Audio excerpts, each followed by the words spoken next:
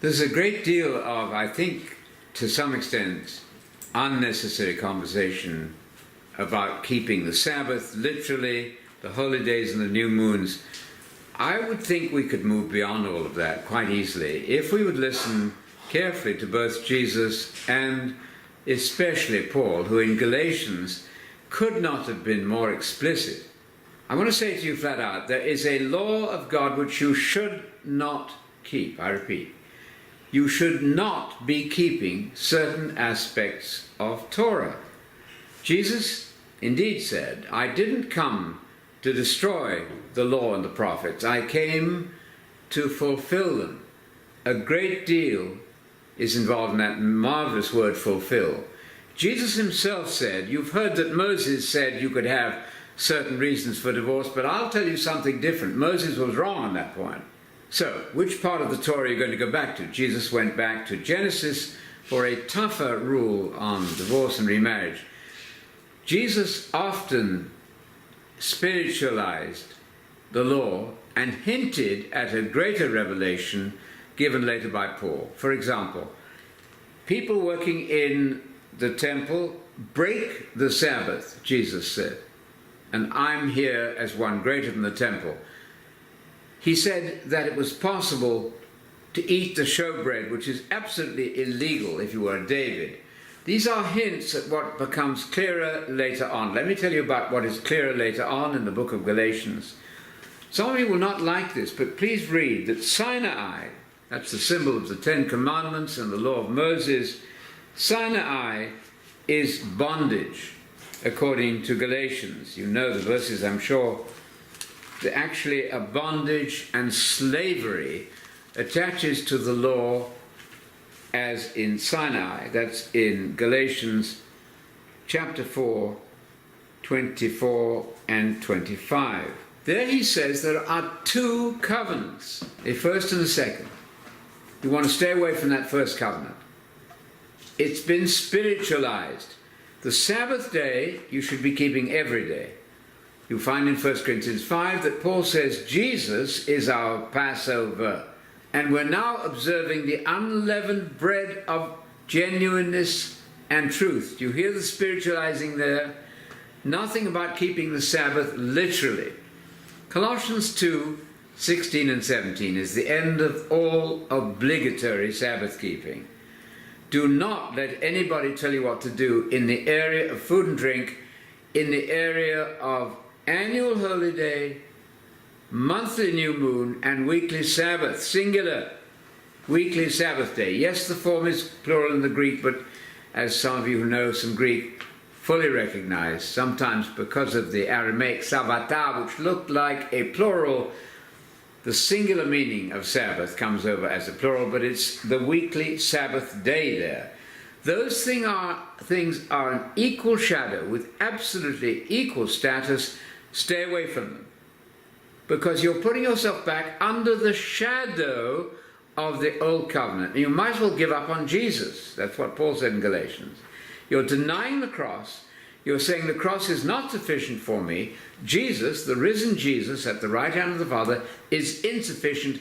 I need to show God how much better I am than that. I'm going to keep that Sabbath and the holy days and the new moons.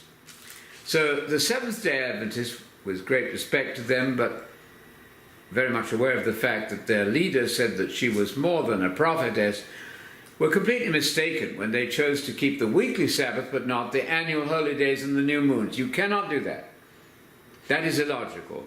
That trio of calendar observances, I should say, is absolutely not binding on you.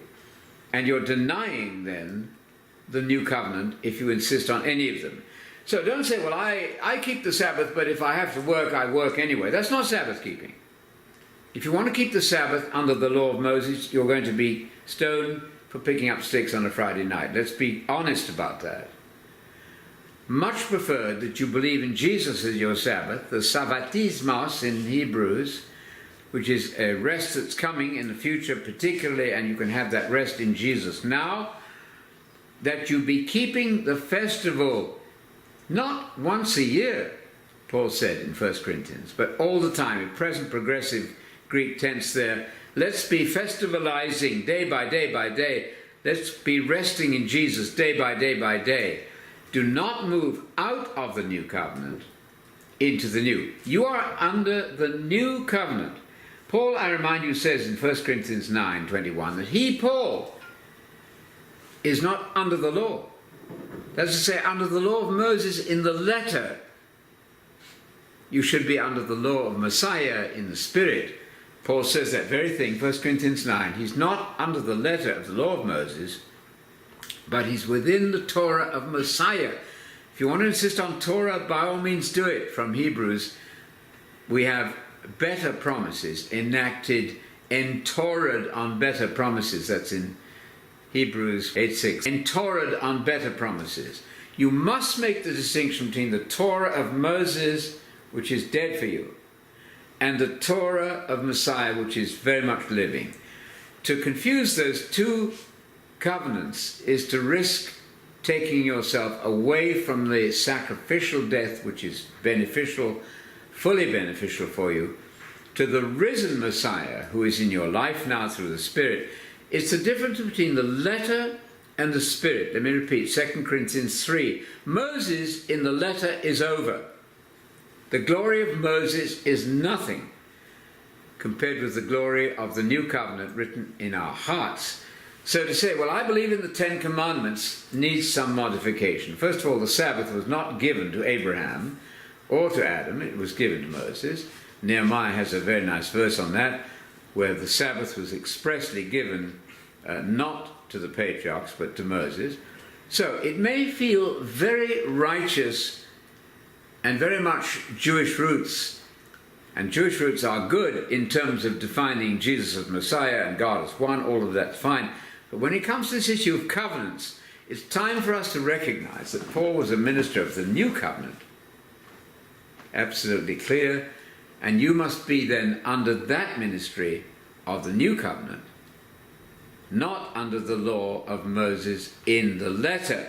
So yes, the Ten Commandments in their spiritual form, fulfilled, spiritualized, marvelous. They've gone even higher than don't commit adultery, don't even think adultery. You know that.